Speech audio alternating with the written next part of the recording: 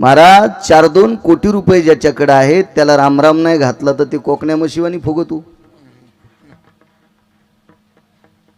4-2 कोटी रुपये म्हणजे काय फारसे असते असं काय विषय नाही. अनावश्यक लोकांकडे खूप पैसे आहेत, पण त्याला जर नाही रामराम घातला, नाही नमस्कार केला, नाही आदर दिला, नाही बसायला टाकलं तर ते इतका फुगतो बघायचं काम नाही. महाराज तुम्हाला आणि मला या महाराज किती दिवस जिवंत ठेवायचंय आणि कोण्या दिवशी मळ्यात नेऊन फुकायचंय हे ज्याच्या हातात त्याला जगाचा बाप म्हणतात. देखवी ऐकवी एक नारायण, देखवी ऐकवी एक नारायण, देखवी ऐकवी एक नारायण, देखवी ऐकवी एक नारायण.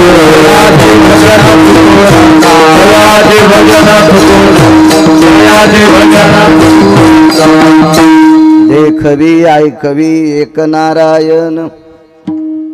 तुम्हाला आणि मला इथं किती दिवस बसू द्यायचंय आणि कोण्या दिवशी त्याच्या मनात आल्यावर बाजूलाच मळ्यात नेऊन फुकायचे. ज्याच्या हातात आहे त्याला जगाचा बाप म्हणतात. मालक विश्वाचा तो. किती कूलर लावल्यावर महाराष्ट्र गार झाला असता, किती एसी लावल्यावर.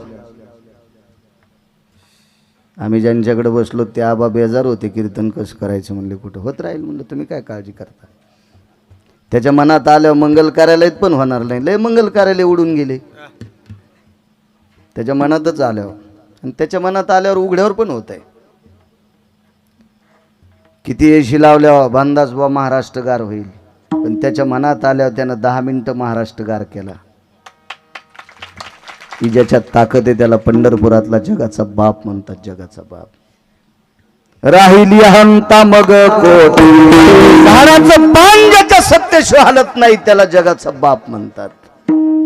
तुझी या सत्तेने वेदाशी बोलणे, सूर्याशी चालणे तुझी या बळे. या सूर्याचा प्रकाश त्याच्या कृपेशिवाय नाही, वेद त्याच्या कृपेशिवाय बोलू शकत नाही. तो जगाचा बाप हे पंढरीश पांडुरंग परमात्मा.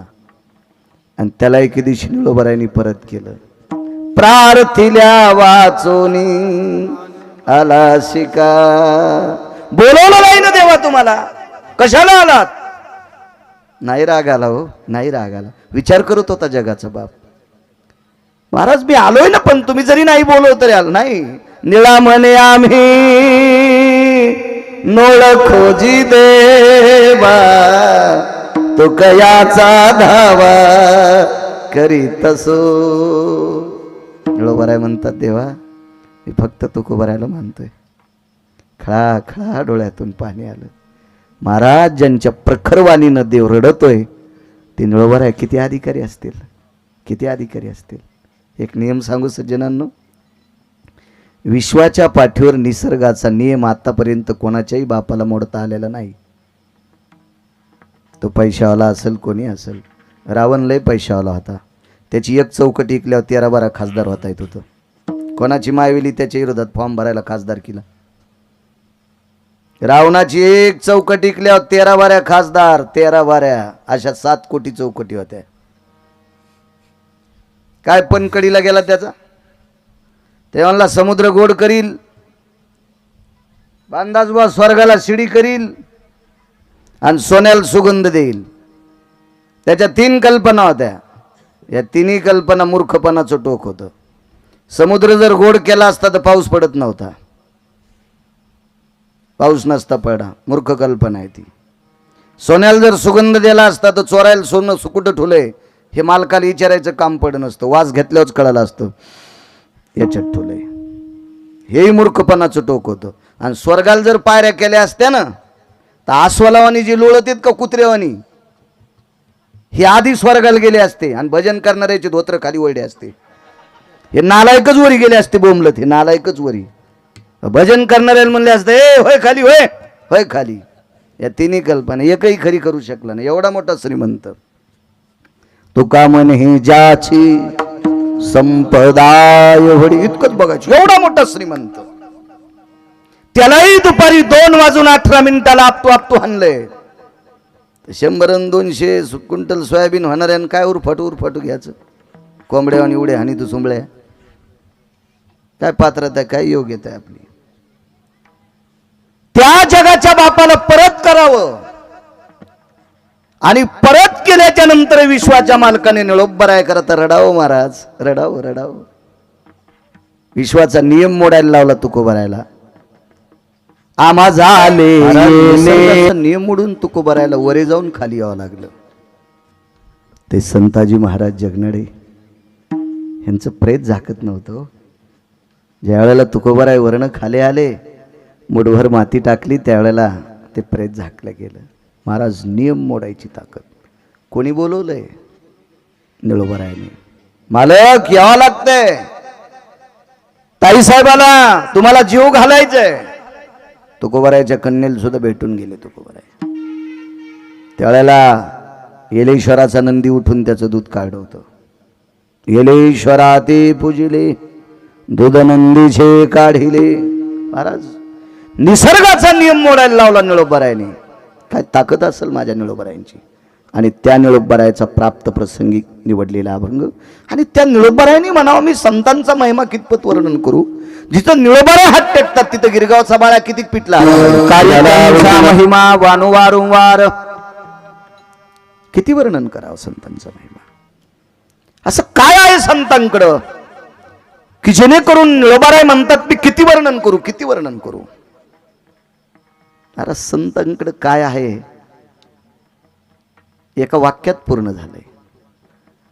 एक माणूस म्हणला महाराज पैसे जास्त असल्यावर सुख प्राप्त होते. हरिभक्तीपरायण आमचे कडेचे दादा महाराज बैठकीत भेटले मला.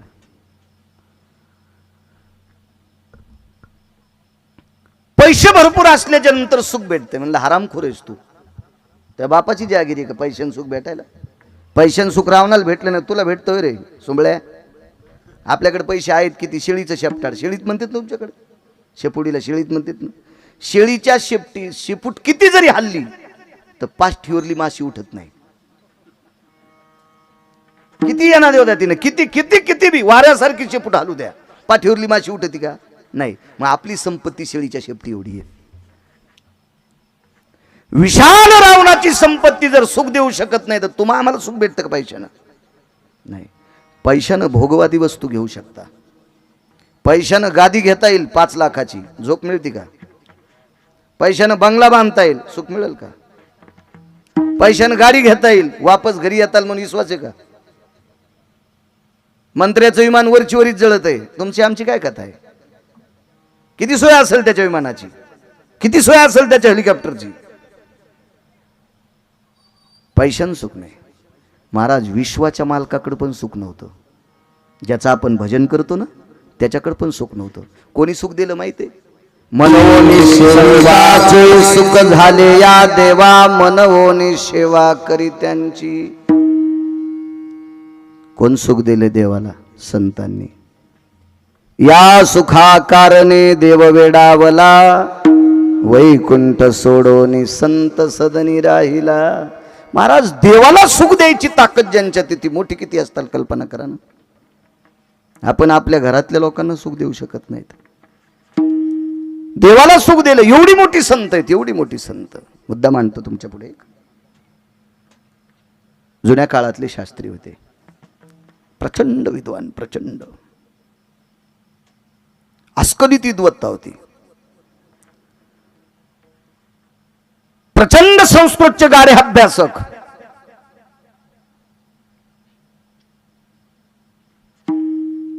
तीनशे 350 वर्षापूर्वीचे शास्त्री. त्याच्यानंतर महाराष्ट्रात 3 शास्त्री आले.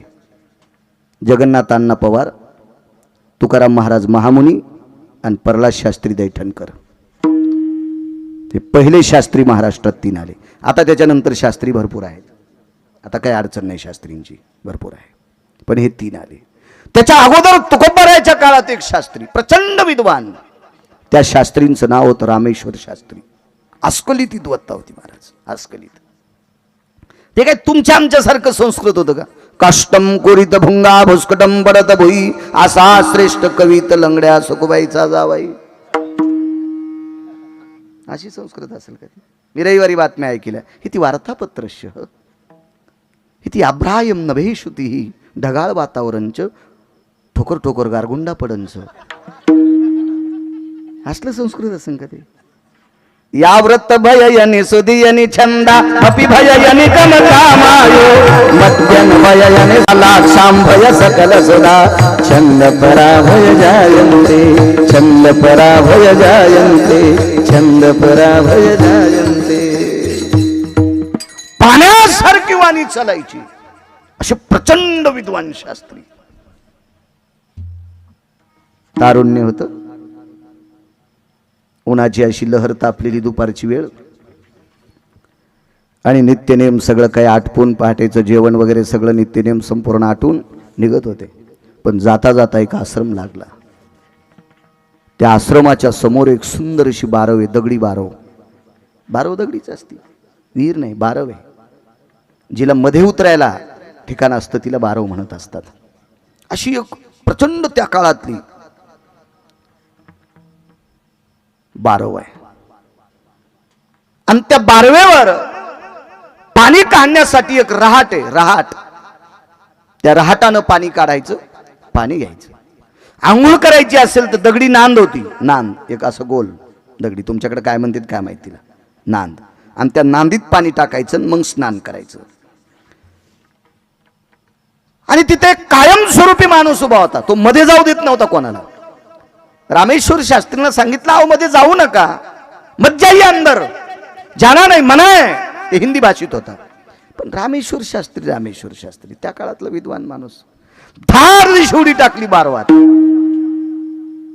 तो आश्रम होता एका मुस्लिम धर्मप्रचारकाचा. त्याचं नाव होतं अनगडशा नावाचा फकीर. अनगडशा नावाचा फकीर. तो फकीर सामान्य नव्हता बांधास बुवा.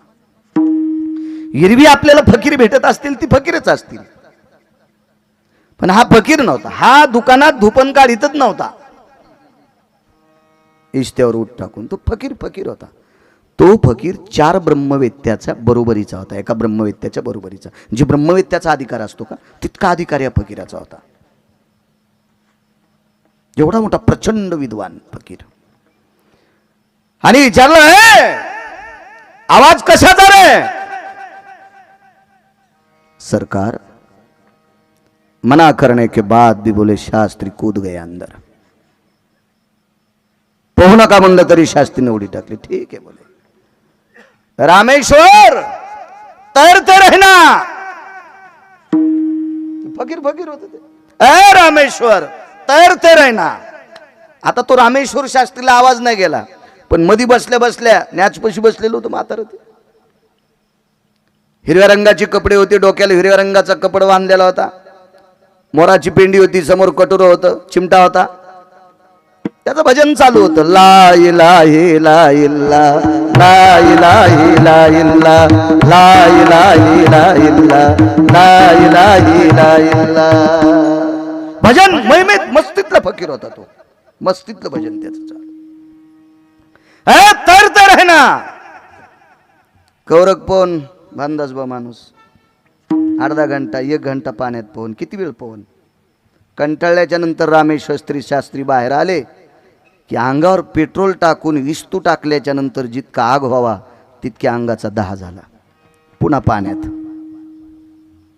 पाण्यात गेलं की दाह शांत होत होता. आणि पाण्याच्या बाहेर आले की रामेश्वर शास्त्री ठण ठण ठण ठण बोंबलत होते. रामेश्वर शास्त्री त्या काळातले प्रचंड विद्वान, ठण ठण बोंबलायचे. बघता बघता शिष्य जमा झाले. शिष्य असतेच जमा झाले शिष्य. काय करायचं. एका शिष्यानं पखाल आणली. पखाल कळते का? जीनच्या पॅन्टीवाल्याला, जुन्या माणसाला कळन पखाल. पूर्वीच्या काळात पाणी भरायला पखाली होत्या ना. पखालीला 4 तोंड, पाणी टाकायचे 2 आणि पाणी काढायचे 2. वरून पाणी टाकी देत. आणि पखाली पहिल्या भाकरीवर टाकल्या जायच्या. कमी माणसं असतील तर अर्धी पखाल, माणसं जास्त असतील तर पूर्ण पखाल. त्याला काही एकीकडचा मुंगा सोडा की इकडचंच पाणी जात होतं आणि इकडचं राहत होतं. म्हशीच्या पाठीवर हाल्याच्या रेड्याच्या पाठीवर ती पखाल असायची. ती पखाल आणली, त्या पखालीला असा छेद केला आणि रामेश्वर शास्त्रीला मध्ये बसिलं. मी काय पाहिलं नव्हतो. वैकुंठवासी माधव महाराज मगर सांगायचे, वाक्य हे कधीच भंगीरायचं सांगायचं नाही. हे चुटूक पुटूक सांगत येत नाही, गोष्टी यायचे नाही सांगायचे. गोष्टी सांगणाऱ्याचा काय विषय नाही. तुमच्यातल्या 2% लोकांना लय जोर आलाय. तुमच्यातल्या 2% लोकांना लय गोष्टी आवडतात. ज्या लोकांना कीर्तनात गोष्टी आवडतात का त्यांना कोण्या नरकात टाकावा यमाला सुद्धा कळणार नाही. विठाला विठाला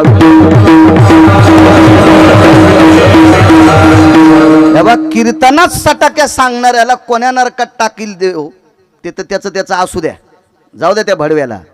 पण याला ज्यानं पाकिट दिलंय का त्याला पण नरकाला जावं लागणार. विठाला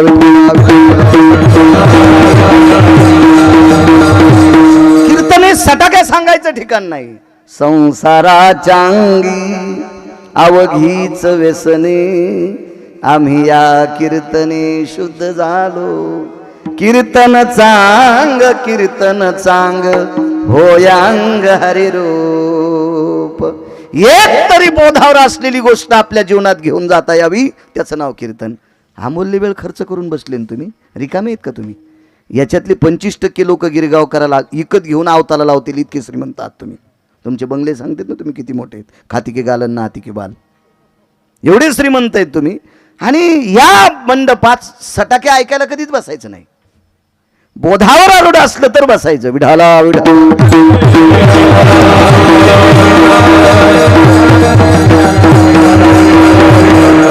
त्या पखालीमध्ये बसवलंय. डोकं उघडय ना,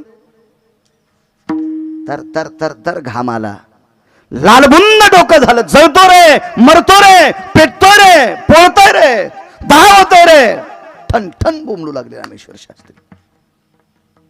ती वही धरली 3 लाकडाची, त्याच्यावर माठ टेकला, माठाला छिद्र पाडलं आणि रामेश्वर शास्त्रीच्या डोक्यावर धार. पण कौरक धरताल महाराज.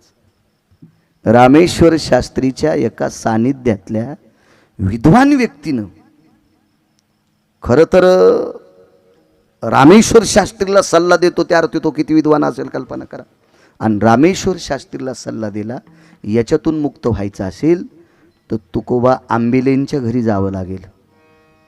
तुकोबारायचं आडनाव आंबिले होतं त्यावेळेस. तुकोबा आंबिले, तुकाराम बोलोबा आंबिले, आंबिलेंच्या वाड्यावर जावं लागेल.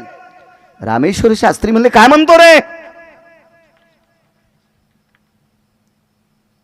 आंबिलेच्या वाड्यावर मला जवळ आला म्हणला हळून बोला, मरायला टाकलात. इस्त्यासारखं अंग भाजायला लागले. जाऊन तो पाहू ना, माझी अशी इच्छा आहे, अंतकरणात सद्भावना आहे, तुकोबाराय तुमचा 10 शांत करतील. आणि ती पखाल तुकोबारायच्या दारात नुकते चालते. तुकोबाराय बाहेरून सांगितलं, बाबा आपल्याकडे पखाल आली. तुकोबारायनं सांगितलं, आपली परिस्थिती नाजूक झाली तेव्हापासून आपल्या इथं कोळीदादा पखाल सोडित नाही. आपली परिस्थिती नाजूक झाली त्यावेळेस पासून कोळीदादानं पखालीनं पाणी टाकणं बंद केलं. महाराज कोण विचारतंय? दुर्बळाचे कोण विचारतंय? गरीबाला, धनवंता लागी सर्व मान्यता हे जगी.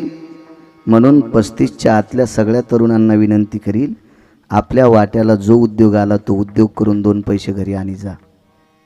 त्याच्याशिवाय किंमत नाही सज्जनांनो. आपल्या रक्ताच्या नात्यातले हरामखोर पाहुणे बजाली निवडी शिवी, आपल्या रक्ताच्या नात्यातली भडवी सोयरे, बुजदिल सोयरे आपली परिस्थिती खराब झाल्यावर आपल्याला लग्नाची पत्रिका देत नाहीत. हा निसर्गाचा नियम आहे. मानित नाहीत महाराज, मानित नाहीत. तुकोबारायची आतली श्रीमंती किती मोठी होती ही कोण्या नालायकाला कळणार आहे? कारण जगाचा बाप तुकोबारायकडे मनाने यायचा. पाहुणे घराशी आजी आले ऋषिकेशी. काय तुकोबारायचा अधिकार होता? तुकोबारायचा अधिकार किती? काळ गुलाम सलाम तुका या घरी राबत असे. मोक्ष स्वप्नात नाही पाहिला, मोक्ष आम्हा घरी कामारी हे दासी होय सांगवायशी तुका म्हणे. आणि मोक्षानं जर काम करता करता भामदास बा चूक केली तर मोक्ष सुखा हानो लाता. मोक्षाला लाता हाणणारी माणसं महाराज. जगा काळ खाय आम्ही माथा दिला पाय. एवढं मोठं वैभव तुकोबारायचं. पण भौतिक श्रीमंती जी होती का ती थोडी ढासळी होती. लोक भौतिक बघतात. महाराज मोठ्या गाडीत आला की लोकांना वाटतं लय विद्वान असेल. संभळ आहेस का काय तू. महाराज गाडीवर विद्वान नसतो, कपड्यावर विद्वान नसतोय, सोनं घातल्या विद्वान नसतोय. या महाराष्ट्रातला वारकरी संप्रदायातला महाराज हा आचरणावरून ओळखायचा असतोय. विठाला विठाला.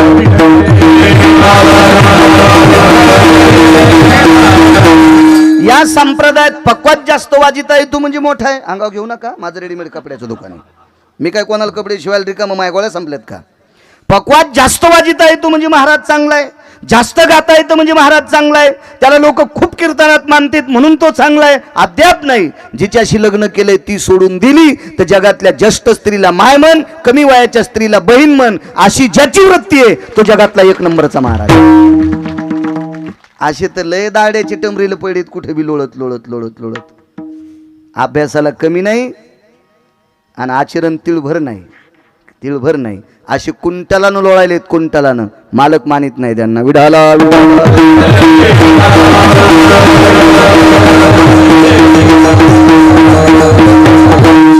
तुकोबाराने सांगितलं अगं आपल्याकडे आतापर्यंत मागच्या या 5-4 वर्षापासून कोळी दादा पखाल घेऊन येत नाहीत ग.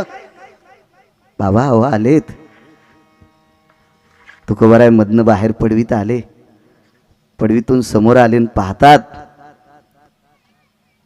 तर पखालीच्या एका चिरलेल्या छदामध्ये शास्त्रींचं तोंड दिसतंय. डोक्यावरचा पटका बगलात घेतला. वाकत वाकत पखालीच्या जवळ आले. महाराज मोठ्या अंतकरणाची लोक मोठी असतात.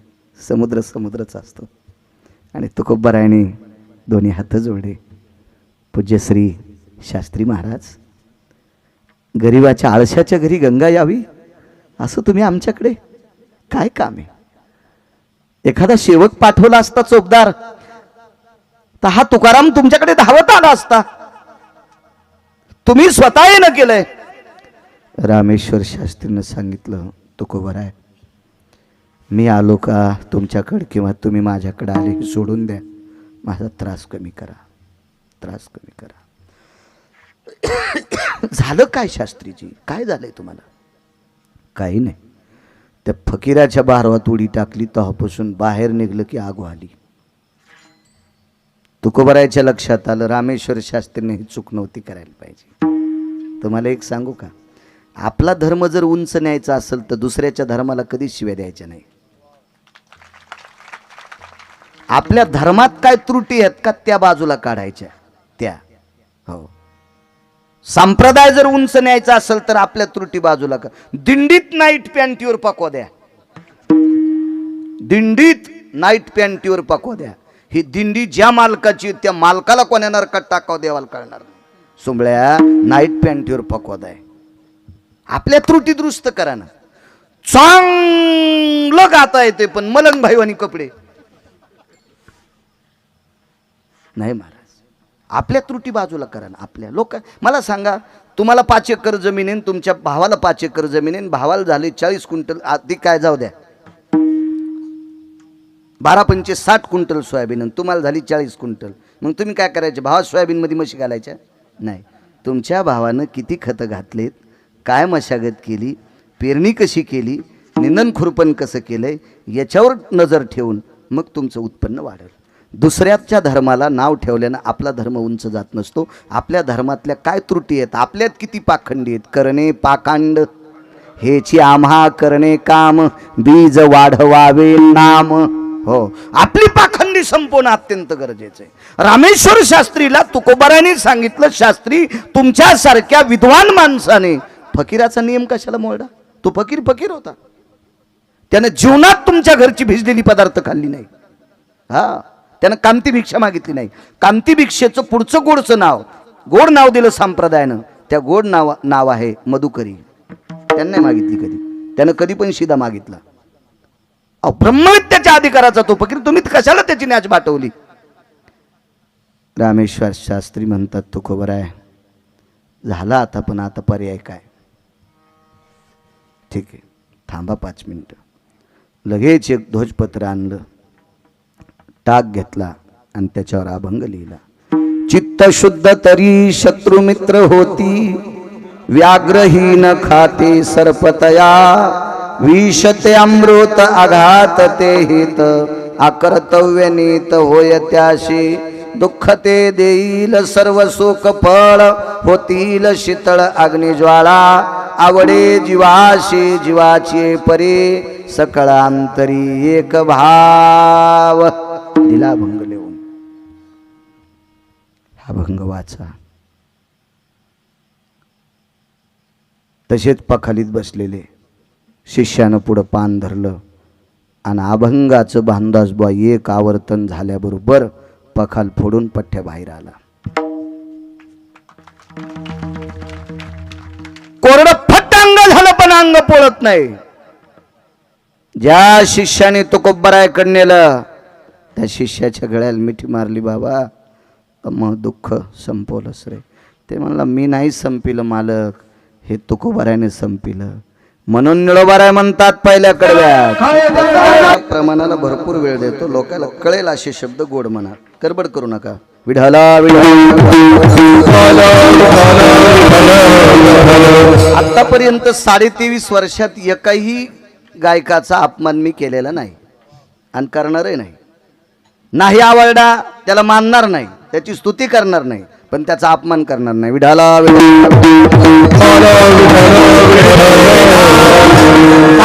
महाराज फकीरानं दिलेला शाप शमन करण्याची ताकद तुकोबरायच्या अभंगात. सामान्य महिमा आहे. फकीर नाही गपचिक बसलं. वे रामेश्वर को तैरते रहना बोला था बोले. गद्दा शांत हो गया. हिंदी येत नाही मला जास्त, आणि जे येत नाही ते माणसाने येडेवण नाही केलं पाहिजे. जिला गौऱ्या लावता येईन ती म्हणली मी धिरडे करते. राव दिन म्हणलं द्वारका, पिठाचा नाश होईल. पिठल्यातले गोळे फुटन ती म्हणली मी बासुंदी करते. तसंच दूध पिऊ आम्ही, कशाला येडेवानी करायली. तुला पिठल्यातले गोळे फुटन. तसं मला कुठं, मला मराठी येते कशाला आगावपणा. घरच्याचा इटन शेजाऱ्याचा भांगनीट. आपल्याला जेवढं येतं तितकं पेरलं पाहिजे. फकीरांनी सांगितलं कोण आहे? तुकोबा बोलोबा अंबिले जी. देखता बोले, देखता देखता. फकीर लय अधिकारी होते महाराज. एक जण म्हणला महाराज तुम्ही इतकं त्या मुसलमानाचं वर्णन कसं केलं? सुंबळ्या तुला काय मळमळ व्हालंय? हे मुसलमान तुकोबरायचं कीर्तन ऐकत होतं. आपल्या पांचेट हिंदूपेक्षा किती चांगलं होतं. आस्वलावानी लोळत येत कुठं बी आपले. रसन बासुंदी खाल्ली तरी काय काय लोळायलेत. काय जेवायला केलं आज आहे का नाही? जावायला करते असं जेवायला होतं. आमचं नशीब खोटं, आम्हाला नाही खाता आलं ते जाऊ द्या, पण काय लोकांचं पाहिलं होतं समाधान. हो, आसामरस खाऊन जर एखादा लोळत असेल तर त्याला हिंदू कसं म्हणता येईल? त्याला हिंदू म्हणणं आपल्या जिभेला किडे पडते ना. आणि हा जर तुकोबरायचं कीर्तन ऐकत असेल तर याला पापी कसं म्हणता येईल? नुसतं तुकोबरायचं कीर्तन नाही केलं महाराज, जीवनभर तुकोबरायच्या कीर्तनातल्या घोंगडीची घडी केली.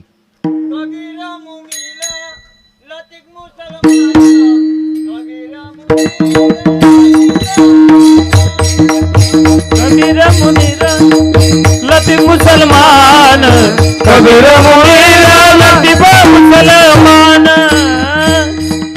माईक नाही त्यांच्याकडे. कबीर मोमीन लतीफा मुसलमान, शेना नावी जान विष्णुदास. गोड प्रमाण दिलं. आपल्या संप्रदायात जातीवाद नाही. वा, छान छान छान. हसतेत कधी कधी. तुम्हाला एक सांगू का, जातवान बैल मथारा झाला तरी तिपणीचा तास सरळ आणतो.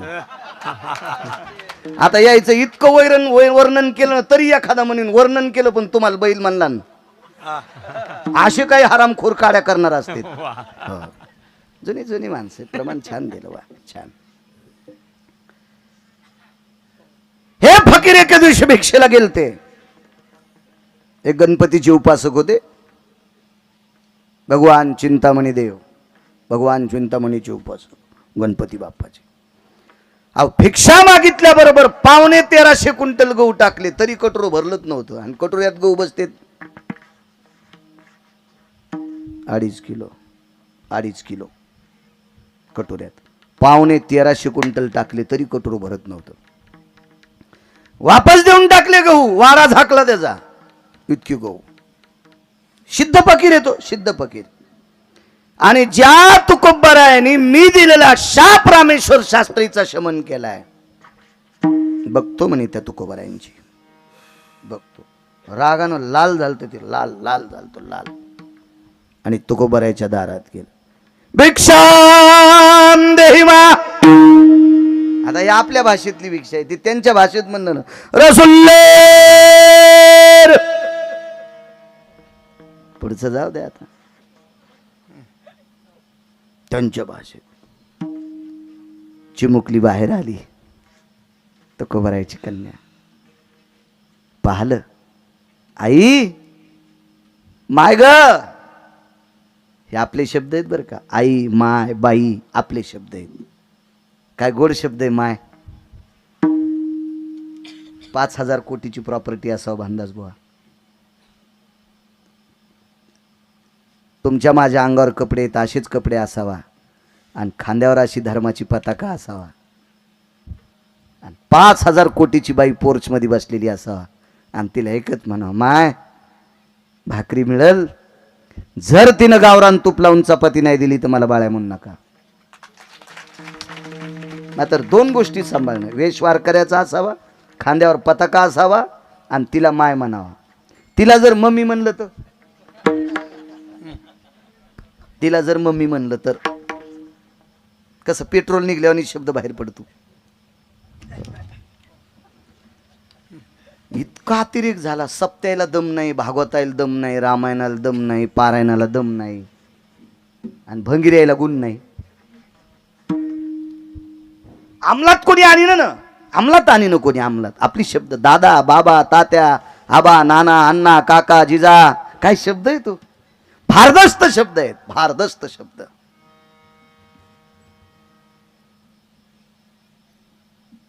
आवाज दिला. माय काय ग बाई. दारात एक महात्मा आलेत. महाराज ते तुकोबरायच्या घरच्या लेकरांची वाणी होती. ते तुकोबरायची लेकर होती. आईसाहेब भाकरी करत होत्या. किती श्रीमंताची कन्या. 3600 करू स्वतः बापाकडे. आबाजी गुळे पुण्याचे. एवढ्या श्रीमंताची कन्या तुकोबरायची पत्नी. 3600 करूस. काय वैभव असेल हो. आणि तेवढ्या वैभवातली मुलगी तुकोबरायच्या घरी भाकरी टाकत होती. भाकरी. मुंबईला मामाची ते एक पोट्टी शिकली. मामाची ते शिकायला गेली. मामाची तर आता मामाचं बरं असल्यामुळे त्या पोरीला बऱ्या घरी दिलं. 100 एकर जमीन पोराला. पण ते पोरग इतकं सात्विक होतं, त्याच्या घरी चुलीवरला स्वयंपाक खात होते. ते कैदी नव्हते ना. 100 एकर जमीन, भारदस्त वाडा, सागवानी बरमाटी सागाचं माळवत, 7-8 तो बंगाया होत्या, 2-3 झोपाळे बसायला. एवढा थाट वैभवातला. 50-50 गाई म्हशी थाट वैभव. पण स्वयंपाक चुलीवरला. लग्न झाल्याच्या नंतर सासूनं सांगितलं, बाई तू मुंबईला राहिली, तुला काही स्वयंपाक येणार नाही. मी 1.25 महिना शिकिते, 1-2 महिने शिकिते. शिकल्यावर मग स्वयंपाक करी जाय. सासू स्वयंपाक करीत असताना पुढं बसावं का नाही. तिच्या बाजूला बसली. ती म्हणली आत्या किचन वाटा गरम लागायला. ती म्हणली किचन वाटा नाही, तू उल्यावर बसलीस. उलं कळत ना. चुलीचं एक तोंड आणि बाजूला एक बारकं तोंड असतंय. एकीकडे भाजी शिजायला आणि एकीकडे भाकरी टाकायला. तुमच्याकडे काय म्हणतात त्याला. उलच ना, वतन उलं म्हणतात. उल्यावर बसली पहा. आणि काय पहा, मामाची ते शिकली. 100 एकरवाल्याची बायको तर इतकी टेक. 3600 करूच होता. तरी पण तुकोबरायच्या जीवनात साध्या परिस्थितीत एका लुगड्यावर संसार. आपल्या सासरचं वैभव जपून ठेवते, तिला लक्ष्मी म्हणतात. आणि सासरचं वैभव मातीत घालून माहेरचं वर्णन करते, तिला अवदासा म्हणतात. तुकोबरायच्या या परिस्थितीत एकही दिवस आबाजींचं वर्णन नाही. माझ्या बाबाकडे इतके 1425 गडी होते महाराज. 1425 गडी होते, 1425 सेवक होते बापाची. तर एवढ्या श्रीमंताची. विचारलं बाई कसे दिसतात का ते बाबा? हिरव्या रंगाचा कपडा डोक्याला बांधलेला आहे, कमरेला हिरव्या रंगाचा कपडा आहे, हातामध्ये एक भिक्षेचं कटोर आहे, मोराच्या पंखाची पेंढी आहे, बगलामध्ये लोखंडी चिमटा आहे. बाईनं सांगितलं बाईसाहेबांनी माय त्यांना फकीर बाबा म्हणतात. बाई फकीर बाबा काय द्यावं लागेल? बाई फकीराला कोरडी वस्तू देत असतात. तांदूळ असतील, डाळ असेल, ज्वारी असेल, बाजरी असेल, गहू असतील, हे कोरडं. कारण तो अधिकारी फकीर आहे ना. जिजाबाईनं आतूनच पाहिलं होतं तर दारात सूर्याचा प्रकाश थांबला होता. महाराज फकीराला ऊन लागू नये याच्याकरता सूर्य ढगाच्या आडंगी गेलता. हे कोणी ओळखलंय? तुकोबरायच्या धर्मपत्नीनं. ते का असं तुमच्या माझ्यासारखा थोडा फकीर आहे? ज्याला घाम निघू नये म्हणून त्याच्या डोक्यावर सूर्यानं सावली धरली, एवढा फकीर आहे. त्याला कसे द्यावं पाणी टाकलेली पदार्थ? आपल्याकडे काही नाही ग. फकीर कंटाळून खाली बसलं. त्याला परीक्षाच पाहायची होती की मी दिलेला रामेश्वर शास्त्रीचा शाप ज्या तुकोबाने संपून टाकावा, ते तुकोबा कोण आहेत? एक तर बघण्यासाठी, आणि दुसरी गोष्ट आपल्या परीक्षेत पास आहेत का, आपल्यापेक्षा श्रेष्ठ आहेत का, हे बघण्यासाठी फकीर आलेला होता. बसलं मांडी घालून तिथं. महाराज लय वजनातलं फकीर ते, पण बसलं खाली. जिजाबाईनं विचारलं बाई गेलेत का फकीर? नाही.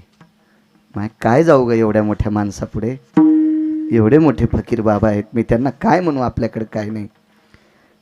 तुकोबारायच्या कन्येनं सांगितलं आई मी बोलते ना त्यांना. बोल माय तुझ्या परिस्थितीत, पण आई आपल्याकडे खरंच पीठ नाही का ग? ज्वारीचं, बाजरीचं, गव्हाचं पीठ नाही?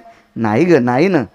हात घातला पिठाच्या गाडग्यात. त्यावेळेला सगळ्या वस्तूला गाडगेच होते महाराज. आता या डब्याचा सुकाळ झालाय म्हणून डब्बे जास्त झाले. हात घातला, काही नव्हतं, पण हाताला पांढरं लागलं. पांढरं पीठ हाताला लागलं आणि चिमुकली तुकोबारायची कन्या तुळशीच्या पुढ्यात, वृंदावनाच्या पुढ्यात बसलेला अनगडशा फकीर पाहला आणि हात जोडले. हात जोडल्याबरोबर खाली बसलेला मांडी घातलेला फकीर तुकोबारायच्या कन्येकडे पाहत होता आणि हात जोडले. फकीर बाबा, आमचे बाबा घरी नाहीत, माफ करा फकीर बाबा. फकीर बाबा आमची बाबा असते तर तुम्हाला काहीतरी दिलं असतं फकीर बाबा. कधी हात जोडायच्या, कधी दोन्ही हात छातीला लावायच्या. फकीर बाबा आमच्याकडे काही नाही, तुम्हाला देण्यायोग्यतेचा पदार्थ आमच्याकडे नाही फकीर बाबा. फकीर बाबा तुम्ही उदात्त अंतकरणाची माणसं आहात, महात्मा आहात. आम्हा गरीबाच्या दारातून तुम्ही विन्मुख जाता फकीर बाबा. आम्हा गरीब वारकरी माणसांना माफ करा फकीर बाबा. हिरवगार तुळशीचं झाड होतं.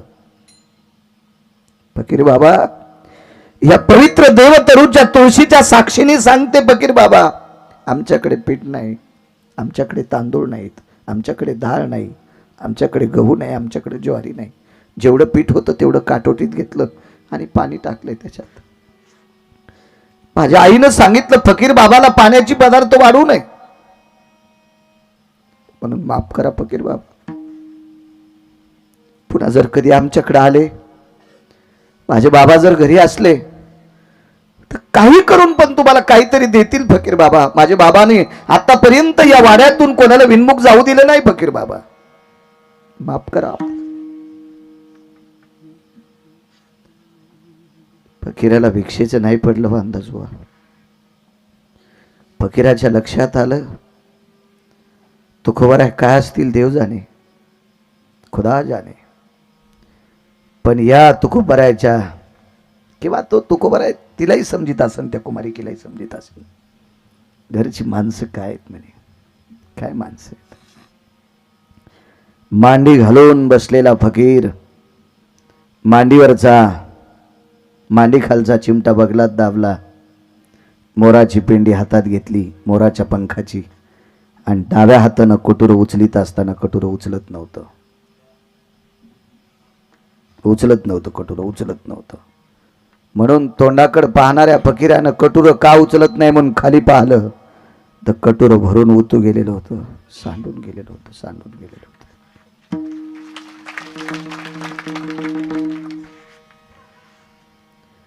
जीवनात ज्याच्या डोळ्यातून पाणी कधीच आलं नव्हतं, जीवनात ज्याच्या डोळ्यातून पाणी कधीच आलं नाही, असा फकीर सूर्याच्या साक्षीने, देवतरू तुळशी मातेच्या साक्षीने तुकोबराच्या दारात रडत होता.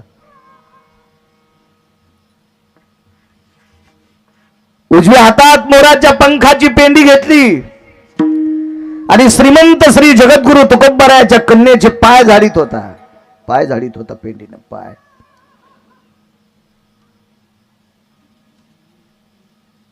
नाही नाचला कुठं पण फकीर, तो कुठेही नाचला नाही फकीर, कुठेही नाचला नाही. आज तो फकीर उजव्या हातातली मोराच्या पंखाची पेंडी डाव्या हातात घेतली आणि बगलातला लोखंडी चिमटा उजव्या हातात घेऊन तुकोबराच्या कन्येला आणि तुळशीला प्रदक्षिणा करून नाचत होता. त्याला सूर्य तोंडात बोट घालीत होता. बापरे, काय फकीर आहे!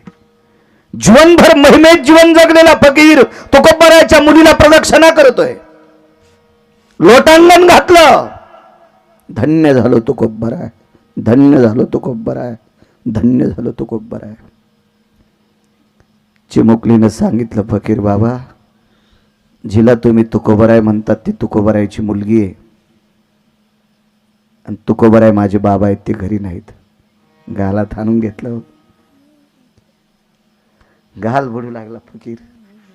13.5 क्विंटल गहू टाकल्यावर कटोर भरत नाही. पिठानं भरलेला हात जोडल्याच्या नंतर, कण पडल्याच्या नंतर एवढं सिद्ध कटोर भरतय. ते वारकऱ्याच्या मुलीत ताकद आहे, या तुकोबराच्या मुलीत ताकद आहे. तर त्या तुकोबराचा अधिकार किती मोठा असेल, म्हणून मालक पहिल्या कडव्यात म्हणतात. बाबा डॉक्टर रोहिदास पाटील आलेत का इथं?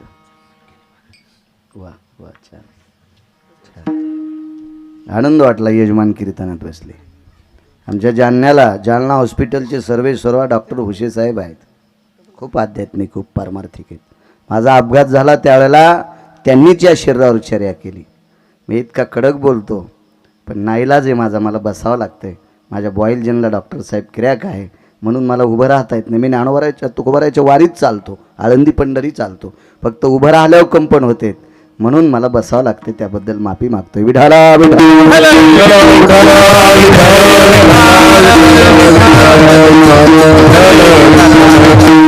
तर बांधाच बुवा नियम मोडणारा माणूस नाही मी नाही त्या चुका करणार, नाही करणार चुका. काय महिमा आहे संतांचा. नैनितालच्या अरण्यातून स्वामी राम बद्रिकाश्रमाची यात्रा करीत करीत पुढे गेले. उदाहरण क्रमांक 3 संतांचा महिमा सांगतो.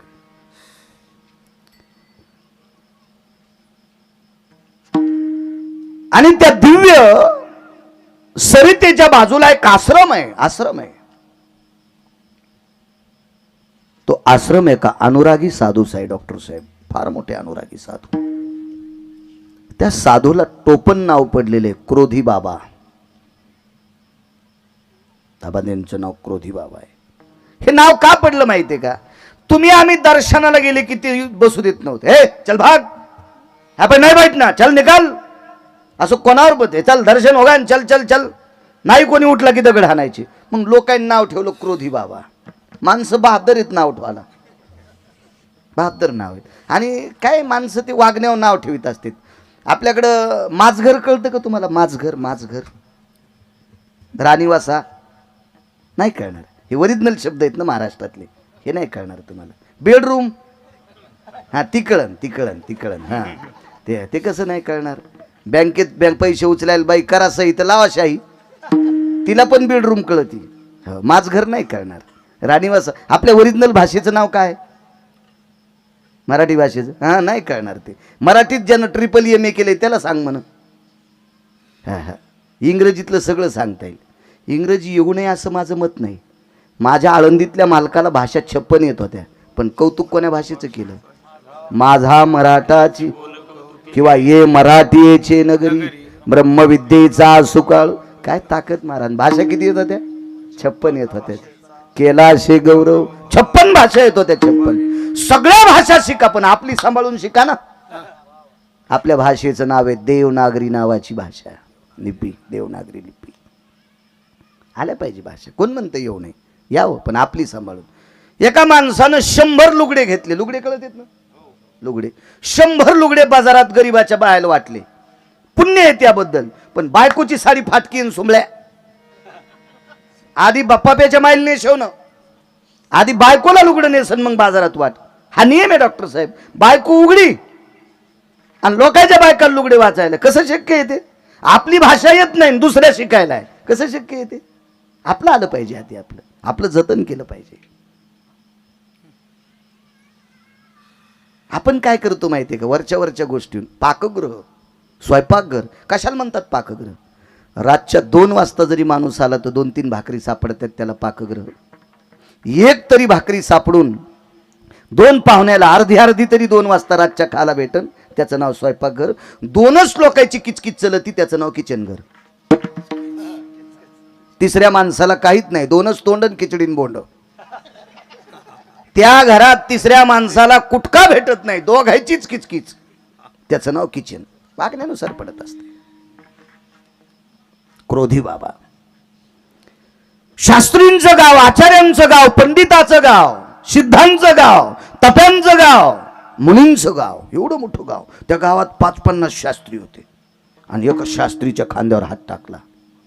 रामेश्वर शास्त्री, रामेश्वर नाही, स्वामी रामांनी, चुकून बोललो, स्वामी रामांनी. स्वामी राम कोण? 1949 ते 51 शंकराचार्य, एका पीठाचे शंकराचार्य होते स्वामी राम. 2च वर्ष पद घेतलं. 3ऱ्या वर्षी दंड दुसऱ्याकडे देऊन टाकला आणि आपण तीर्थयात्रेकरता निघून गेले. स्वामी राम फार प्रचंड विद्वान व्यक्ती होऊन गेली. भारत देशाला लाभलेलं रत्न स्वामी राम. कधी कधी आपल्या देशातले साधू वाची जा.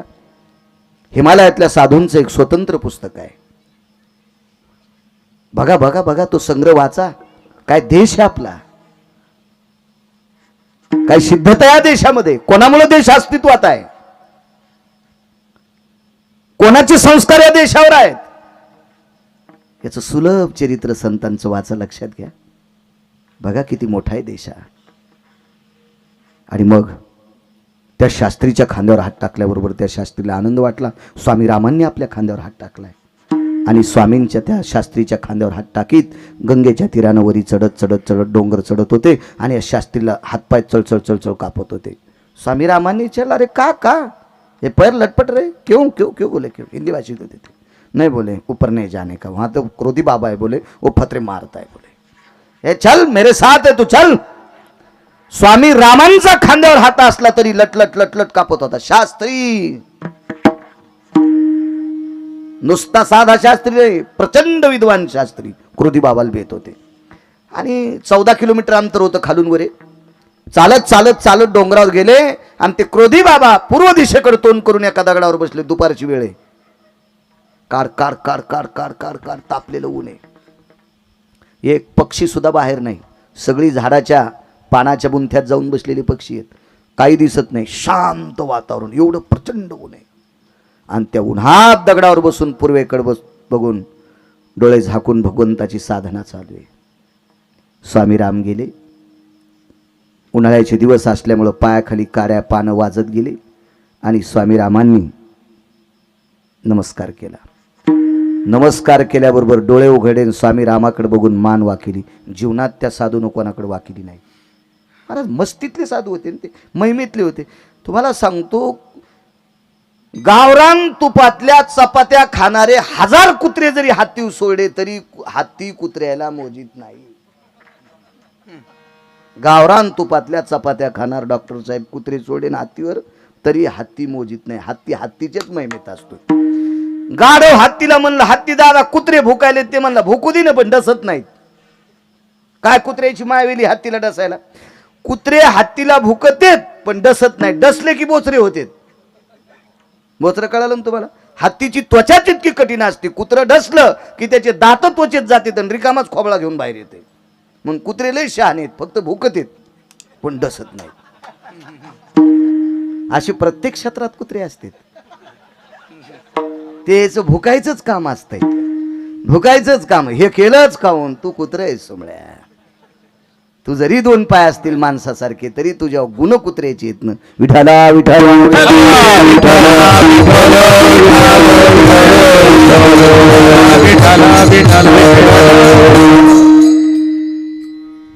कारण महिनेतली लोक कोणाला वाईट म्हणत नाहीत आणि चांगलंही म्हणत नाही. ते त्यांच्या मस्तीत असते. हत्तीसारखं जीवन असतं त्यांचं. प्रणाम केला आणि वरून आवाज दिला, राम ठहरो बोले. थांबले, दगडावरनं खाली उतरले. मोठी गुंफा होती तिथं. त्या दरीमध्ये अशी गुंफा होती आणि त्या दरीतून 2-3 बोंद्रे आणले. बोंद्रे कळत येत ना, पोतड्याचे, नारळाचे. आणि अशी काही माल भरायची नाही, सोयाबीन ज्वारी गहू भरायचे बोंद्रे नाही. एकदम झरझर झालेले बोंद्रे, जे पाय पुसायला कोणी टाकणार नाही. महाराज असे बोंद्रे शंकराचार्यांना बसायला टाकलं. पण क्रोधी बाबानं शंकराचार्याला बोंद्र बसायला टाकलं. शंकराचार्य तसे बसले नाही डॉक्टर साहेब. आधी त्या बोंद्र्याला नमस्कार केला आणि मग बसले. कारण ते बोंद्र टाकणारा साधू इतका अधिकारी होता की काय बघायचं काम आहे. तो पंडितही बसला, तो आचार्य बसला, तो शास्त्री बसला. आणि स्वामी रामांनी सांगितलं, आपलं क्रोधी बाबांनी, राम कुछ प्रसाद ग्रहण करके जाइए. जी जी जी जी मुनिवर जी, ठीक आहे. ए इकडे रे, त्या शास्त्रीला, ए इकडे पाणी ला बोले. मातुडाचं गाडगं दिलंय, खालून पाणी आण. खोल दरी होती, नदी वाहत होती, गंगा पवित्र तीर्थ. पाणी आणलं. बोले खाली निंदा करू लागला ना माझी तू. महाराज याला त्रिकाल ज्ञानी साधू म्हणतात. मनोगत कळतोय ती सामान्य लटलट. हे कुछ नाही करता बोले, ठहर नाही मारता बोले, ठहर ठहर. बसल्या बसल्या मांडी खालून एक सुरा काढला. काय त्यांचा महिमा सांगतो. सुरा काढला. हे शास्त्री जा बोले, अब ये पवित्र गंगा में एक मुर्दा बहा के आए बोले. मुर्दा, ये मुर्दे की जन्नो काट केला बोले. जन्नो म्हणजे मांडी. प्रेत वाहत आलं, मड वाहत आलं. मड मड आपल्याकडे 3 प्रकारचे अंत्यविधी, दफनविधी, दहनविधी आणि उत्तर भारतात डॉक्टर साहेब प्रेताला गंगेत सोडतात. पण गंगा तशा विस्तीर्ण भरलेल्या असतात, त्या गंगेत सोडत असतात. तर नुकतंच प्रेत सकाळी मृत्यू पावलेलं, 10-10:30 वाजले होते. ते प्रेत वाहत वाहत वाहत तिथपर्यंत आलं आणि सांगितलं, जा त्या प्रेताच्या मांडीचं मांस कापून आण. आयुष्यात यानं का झुरळ मारलं नाही या शास्त्रीनं. कधी कहा कोणाला बोर काढलं नाही. आणि त्याला प्रेताचं मांस काढावं लागते महाराज. पण त्याला माहित होतं मांडी खाली नसताना सुरा तयार करता येतो, नाही नेलं ते फेकून आणते. म्हणून हा शास्त्री लटलट लटलट कापत ते चवळ घेतलं, खाली उतरला. ते प्रेत ओरड, काय महाराज, कापता कापता बोटाचं कांडच कापून घेतलं. आयुष्यात कधी पाप नाही केलं. काय म्हणलं, अवघड काम झालं. शास्त्री पदावर आलो आणि मडे कापायची वेळ आली, मेलेली माणसं कापायची वेळ आली. काय अवघड काम झालं म्हणे. मांस आणलं त्या बोंद्र्यात बांधून वरी. हे धो बोले मांस. धुवायला लावलं. 3 दगडाची चूल मांडली. उपर हो रख दो बोले, पात्र रख दो. गाडगं ठेवलं वरी अर्ध पाण्याचं भरून. 2 दगड घेतले. दगडावर दगड हाणल्याबरोबर जाळ पेटला. डाल दो बोले, वो मांस के तुकडे डाल दो बोले अंदर. टाकून दिलं. वरून दगड ठेवला. तो पत्ते ला बोले, पेड़ के पत्ते.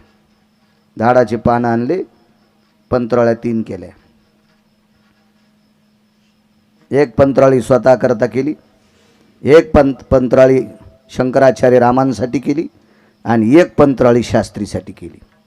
दोघायला 2 पंतराळ्या टाकल्या आणि त्याला सांगितलं, ए शास्त्री आपको हो ना. या शास्त्रीनं शंकराचार्याकडे पाहिलं. ते म्हणले मला खायचं बाबा. ते म्हणले शंकराचार्य खाले तर शास्त्रीची काय कथा. कुठं शंकराचार्य कुठं शास्त्री. डाल दो बोले मुझे भी, डाल दो बोले। हर एक पात्र लगा दो बोले। ते पात्र सूर्याला होतं, सूर्यनारायणाला पात्र। ए शास्त्री, पक गया का देख बोले, शिजले का पाय। तर शास्त्रीनं शंकराचार्याकडे पाहिलं, ते म्हणलं मला नका वाढायला लावू, मी नाही वाढीत। ठहर बोले।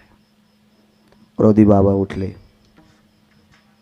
अग्नीला प्रणाम केला, गाडग्यावरचं दगड काढला आणि इस्त्या इतकं तापलेलं गाडगं हातात धरलं तर हा शास्त्री गार झाला। अरे महिमा कुछ अलग आहे बोले। तापलेलं गाडगं हातात धरलं,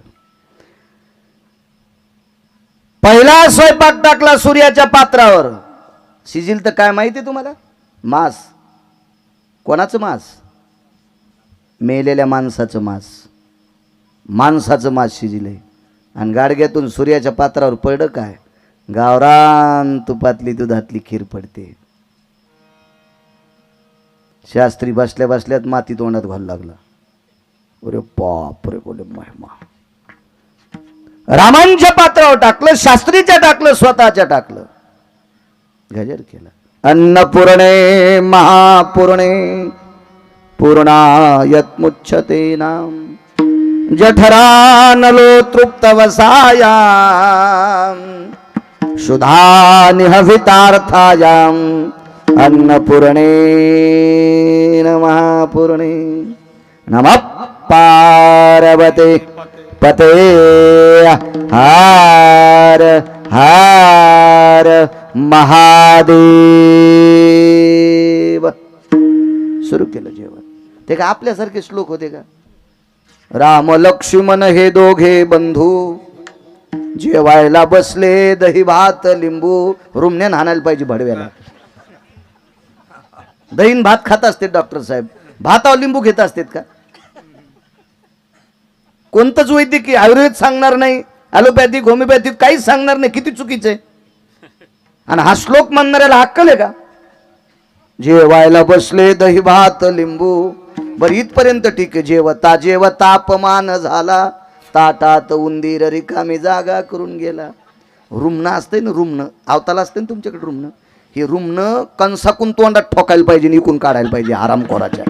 भंगिऱ्या भडव्या अपमान करतो संप्रदायाचा।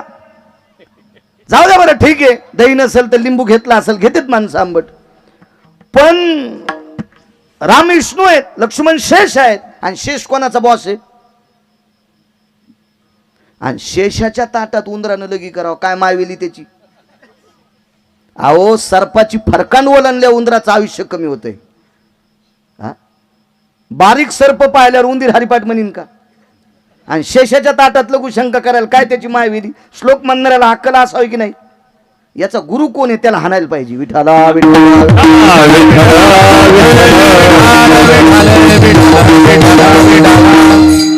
या 1-2% पांचट लोकांना परमार्थाचं मात्र केलं।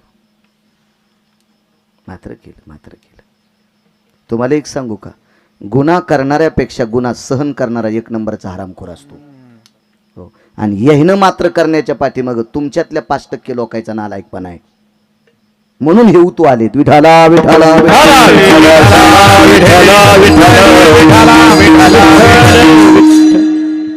जेवण झालं।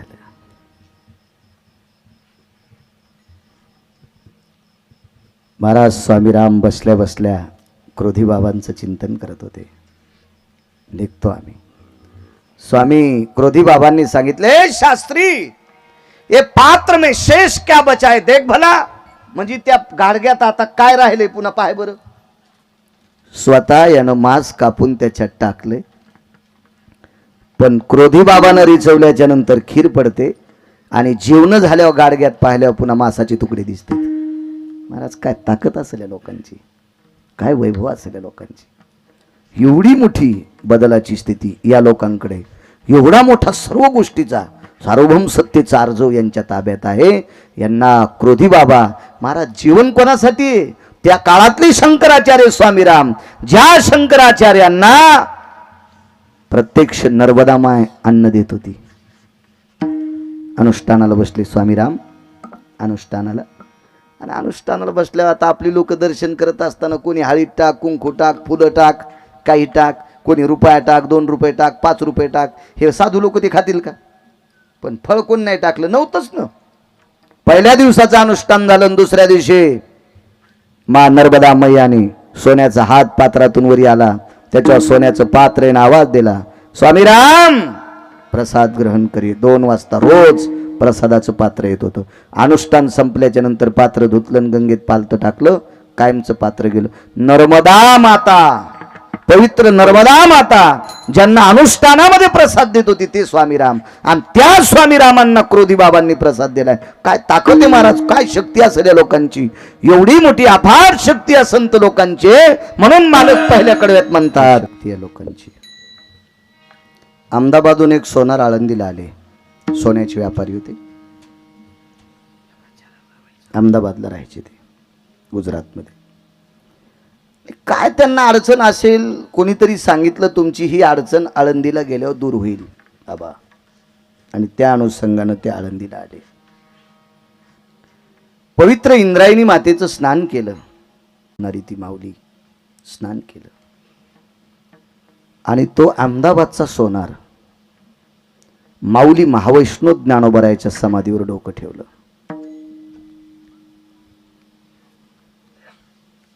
दुसऱ्या दिवशी घरी गेला. काय त्याची इच्छा असेल, काय कल्पना असेल, काय भावना असेल, डॉक्टर पाटील साहेब त्याची ती पूर्ण झाली. त्यानं त्याचा सगळा परिवार गाडीत घेतला. काय त्या काळाला वाहन असेल, त्या काळातलं का, कारण हा काळ बराच दूरचा आहे, 350-400